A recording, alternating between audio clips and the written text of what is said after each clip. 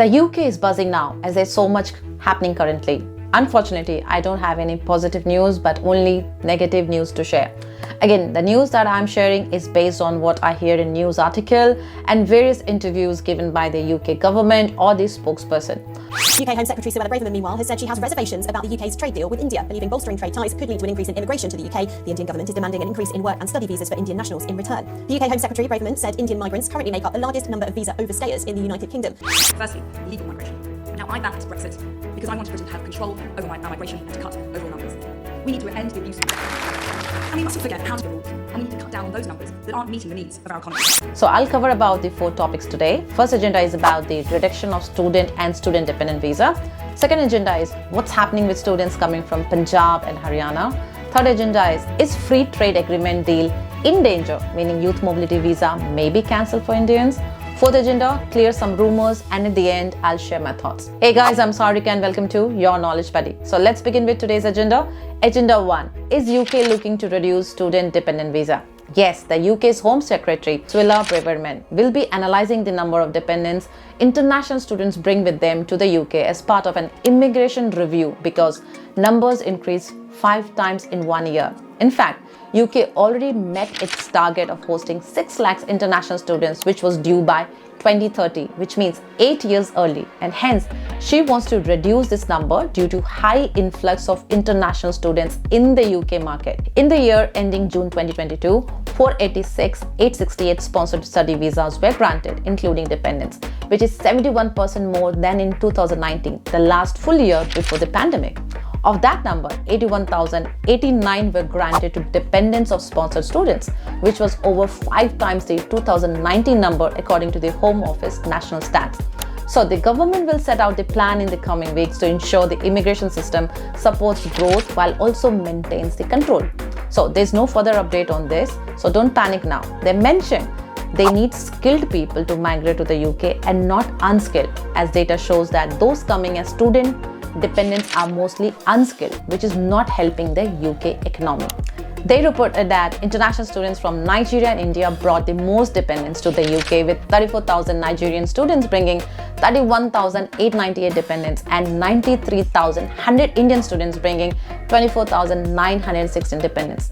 Well, I'm not surprised with this number. However, government is already receiving criticism from every corner, including the university professors, as there's so many unknown questions that need to be answered, like how reducing numbers could foster growth, who will do unskilled jobs. Society needs to be balanced with both skilled and unskilled to run a proper economy. Government is ignoring the economic contribution made by the international students and dependents. Why government thinks working in low skill is not helping the UK economy? So people are guessing what steps government can take. Number 1, it's reported that government will look at low quality colleges offering courses to international students who use this route to study here through student visa. However, it is not clear which colleges they were referring to. Number 2, they will review the quality of courses which people choose to study. So maybe they will restrict few courses on which students cannot come or cannot bring their dependent.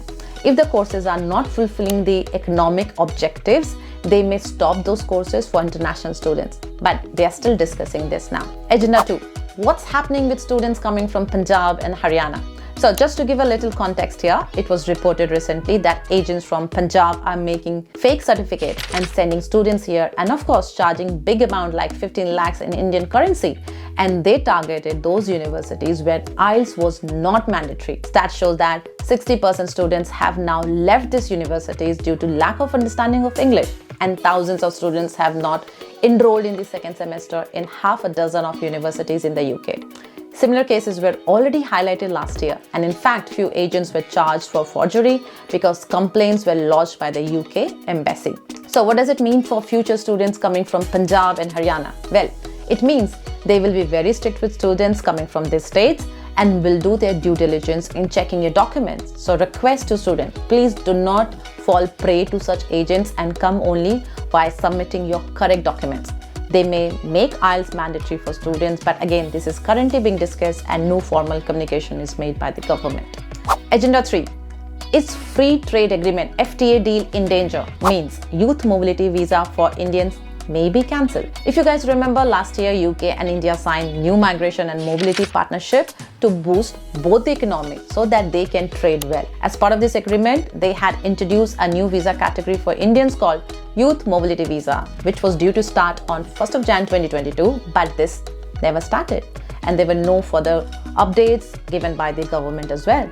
So in this visa, youth mobility, young professionals less than 30 years of age from both the countries would have been allowed to work and live in each other's country for 2 years without the need of sponsorship. However, UK government is claiming that this partnership is not working well, and hence speculations are strong that they will scrap youth mobility visa for Indians. Recently, in an interview, UK's Home Secretary Suella Braverman said she has reservations about Britain's trade deal with India because it could increase immigration to the UK. She stated that stats shows that Indian migrants make up the largest number of visa overstayers in the UK, and with an open borders migration policy with India, she thinks it will worsen the current situation. Last year, they had an agreement with an Indian government to send overstayers or illegal migrants from here, but looks like it's not working as expected.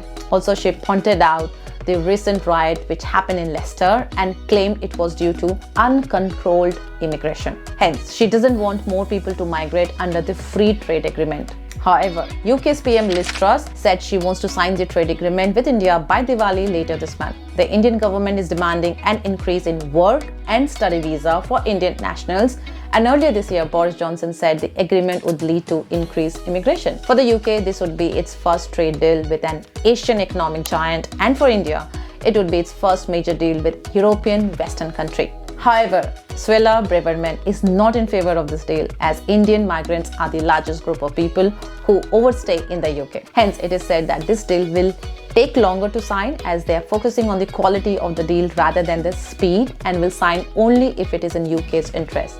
So we will have to keep an eye on the updates regarding the trade deal and youth mobility visa, but it's currently not looking positive. Now, agenda number 4, clear some rumors.